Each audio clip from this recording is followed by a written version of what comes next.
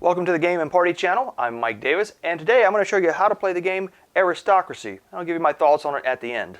This is from TMG Games. It is 2 to 4 players, plays in about 45 minutes, and it's for 14 and up. This is a Reiner Knizia game.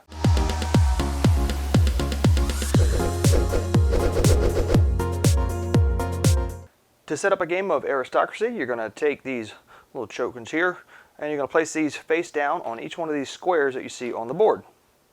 Once you get done, it should look something like this. Once you have all the little green tiles on all their spots, then you're going to take the number 2 and the number 3 tiles and put those in their respective cities. The number 3 tiles will go in the center, the number 2s will go on the outside.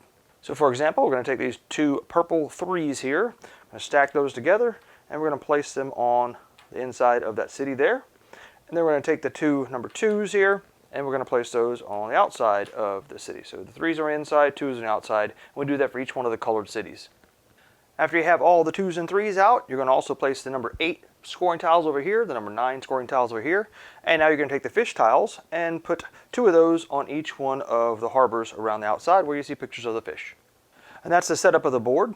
You'll take the start player marker, randomly decide who's going to go first, give that to them. And then each person is going to get one of these player boards here. Now these player boards have some cool artwork on them here, but the artwork is meaningless. It doesn't matter which character you pick. You can be the rat with the crown, or you can be the green girl with the ears here, or you can be the guy with the bucket on his head, or the girl with the bucket on her head, or pot on her head there. It's whatever you want to be. That is irrelevant. But these player aids are extremely helpful. Let's go over those.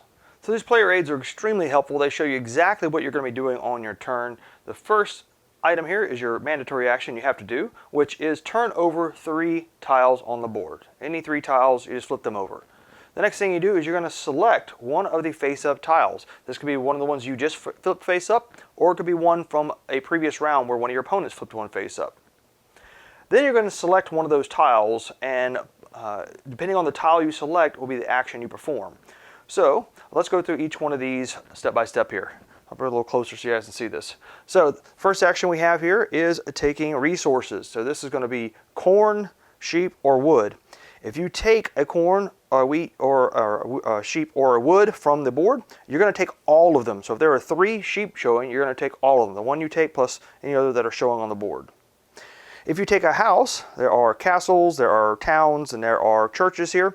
If you take one of these homes, or just select one of those homes, you're going to place one of your building tiles out on each one that's showing. So for example, if you select the church and there are 3 churches showing, you're going to put 3 buildings out on the church spots. We'll go back to the board in a second. I'll show you how that works. There are also kings and queens in the game. If you select a king or a queen, you're going to take all of the kings and queens off the board, and you're going to put them on their appropriate spots on the sides of the board. The queen goes on the axe, and the king goes on the other side of the board. I'll show you that in just a moment also on the board. Then, if you place one of your homes next to one of the fish, you're going to collect one of those fish. Those fish are worth points at the end of the game. They're as wild resources. If you have 3 houses in a district of the same color, you're going to take the number 2 tile off to the side. If you have 5 houses, you're going to take the other number 2 tile. If you have a connection between 2 different cities, you're going to take the number 3 tile from each one of those cities. I'll show you how all this works when we get back to the board in a moment. If you have one of your homes and each one of the colored districts, you're going to take one of the number 8 scoring markers. And if you have 9 resource tiles, it doesn't matter what they are, just 9 resource tiles, you're going to get the number 9 token here. If you get 18 resource tiles, you're going to get another one. At 27, you get another one. And then at the end of the game, this is the scoring at the end of the game here, for every set that you have of corn, wood, and sheep, you're going to get 3 points. A fish counts as a wild, so if you have a corn, a wood, and a fish instead of a sheep, that's still going to be 3 points for you. All right, let's go back to the board. Let me show you how some of these work. So let's go through a little bit of an example turn here. So I'm just going to pick 3 tiles and turn them over. All right, I got some wood, I got a village, and I got a sheep. And now I would choose one of these to do. If I take the wood, I just take that. There's only 1 wood showing, so I just get that 1 wood. If I take the sheep, same thing, I would just get that. If I want to put my homes out, then I can select this village here, and I'd put a home on each village that's showing. Again, there's only 1 showing because it's the first round of the game. So let's say I do the village. Every player is going to have one of these sets of houses here, also the different shapes and sizes of houses. The shapes don't really matter, it's just ones you're putting on the board. So if I choose the village, I'm going to go ahead and place one of my houses out there on that village. And now it's the next player's turn, and they come along and they turn over 3 tiles. There's a corn, there's a sheep, and there is a queen. All right, if you take the queen, you'll take all of the queens that are showing, and the queen will go over here on this track, and this is kind of a round marker track here. Once you cover up the proper player marker here for number of players in the game ends once this side and on the right-hand side here, the king, once that's covered up also. So if this gets all, say you're playing a 2-player game, and this queen gets all the way down here, and you cover up all these spots in the 2-player, and same thing for that side, 2-player, the game is over immediately. But let's say I don't take the queen. Let's say I want the sheep. So I would just take both of these sheep right here. And now these would go in front of me. These would be resources for me to count at the end of the game as points. Now this would give me 0 points right now with 2 sheep. I actually need another wood and a corn to make a full set. So someone else comes along, they take a couple of tiles here. Let's say they take this one, and they take this one, and they take this one. They take them all 3 right here together. Oh, there's 2 kings. Maybe they take those and take them off the board, and they place them over here. All right, so something else I forgot to mention, when you take a king or a queen off of the board, you also get to place one of your houses out on the board and any empty spot. That is a spot that is blank. You'll have blank spots where resources were taken and blank spots where kings or queens are taken, but you can choose any of the blank spots. So let's say I put a home right there. A little bit later on in the game, let's say this tile is gone here and this tile is gone here, and I've put out a house in each one of these spots between here, like so. And I've got a connection now. So there is a path from this city here all the way over to this city here. It doesn't have to be a straight line like that. It can be a curvy line, but as long as you can draw a path from one city to the other, I get to select the top tile from each of those cities, the number 3 tile here and the number 3 tile here, and those go in my hand. Those are points for me at the end of the game. If someone else comes along and makes a connection, they get the other 3. You cannot collect both 3s from a city. Now I can make another path from, say, this purple one over here to this green one, and I would get that green one, but I wouldn't get the other purple one there. Also, if I place a home next to one of these fish harbors here, and you can see there's little tiny arrows here showing you the 3 locations that are touching the fish harbor there. If I place a building there, I take one of these fish, and that counts as a wild resource for me at the end of the game. You'll see in this purple district here, I've got 1, 2, 3, 4 houses there. As soon as I put down my 3rd house, I was supposed to collect this little number 2 here. If I put down a 5th house in here, then I get the other number 2 scoring token for that purple area there. If I get 1 house in each one of the colored areas, so I've got some in blue, I've got some in purple, let's say I get 1 in each one of these areas on the board, each colored area, then I'm going to collect one of those tiles over there to the top left. That is the number 8 tile here. That is for having 1 house in each of the colored scoring areas. If I collect 9 different resources, so this is only 3 resources here, but let's say I have 6 other resources, it doesn't matter what type they are, it could be all sheep, it could be all wood, it doesn't matter, then I get to take one of these number 9 tokens here. This means I have 9 resources in my hand. If I get 18, I'll get another one of these.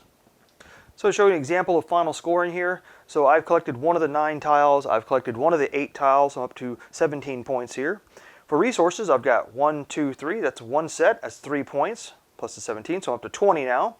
Then I've got a corn, a sheep, and this fish counts as a wild, so I'll make that count as a wood, so that's another 3, so I'm up to 23 points now. The corn and the sheep, unfortunately, I didn't have a 3rd resource to go along with that, so those really don't count as anything for me. Those are 0 points. And then I have these other 2 3s up here, so that's another 6 points. So let's see, 23 plus 6, so 29 points would be my final score if this is what I had at the end of the game. And there you go, guys. That's how you play Aristocracy, the board game. So my final thoughts on this game, it is an abstract game. You're turning over pieces and you're trying to make the best decisions of whether I should connect 2 cities together to grab those 3 points, or should I get the fish, or I have wild resources. Also, you're blocking other people. So if you can see that someone's about to connect 2 cities, you might want to try to turn over some tiles so you can place a guy there to block them off. But when you're looking at this, there is quite a bit of luck in the game. So for example, if someone really needs corn and they turn over 3 corn, they're going to take those. That's it. They need those tiles. They're going to take them right away. If they need corn because they need to complete, like, say they got a set of of 2 of each of the other resources. They want to get those completed, and they just don't ever turn over corn. And the person before them does. The person can see that, hey, he needs corn. They're going to take it. And in the games I've played of this, that's happened every time. As soon as somebody sees that you need something, they're going to take those tiles. Also, the variable end game is very interesting. So the king and queens, when they fill up the sides, is pretty cool, because you can, if you see a bunch of kings out there but you don't want to end the game yet, you want to get more resources, you can just leave those kings on the board. But then someone else comes along, they can take them off, and they get to put a bunch of houses out for taking all those kings and queens off the board. So if they take 3 kings off the board, they get to put 3 houses out, which is huge. And they can really connect cities, maybe grab some harbor pieces to get the fish. So that's huge. So you're kind of incentivized to want to end the game so you can grab those pieces. If there's 3 or 4 kings out there, someone's going to take them most likely, because of the fact you get to put out so many houses. But that speeds the game up. The game's pretty fun. I enjoyed it. There is quite a bit of luck in the game. The game we played, it came down to the wire. There's a few points between each person. So if one person had turned over one more resource that they wanted, the game would have swung that direction. So it is quite a bit of luck in the game. It says 14 and up. I think you could play this with younger kids. I think that the young kids would be able to understand this. The component quality is great. These are very thick pieces here. The tiles are very thick. I think the artwork is pretty cool. It looks like a map of the city with the different colors. The only complaint I would have is they made the colors a little too close to each other. So the greens are kind of close in color, and the red and orange. I would have gone with a bright orange and a dark red, or a dark red and a bright orange, not both kind of dark like that. That's a very small complaint. These player boards, these are funny. When you hand these out at the beginning, people will usually say, I want that one, I want that one, even though it doesn't matter. It's just a player aid. But they're like, I want to be that guy, or I want to be that girl with the broom there, and they'll make a name up for them and make something funny up if you're creative like that. So there you go. That is Aristocracy, the board game from Reiner Knizia and TMG Games. Hope you guys enjoyed this video. Thanks for watching. If you enjoyed this video, please give it a like and subscribe to our channel. Also, check out our podcast. And you can find us on all of our social media sites on gameandparty.com. See you on the next video.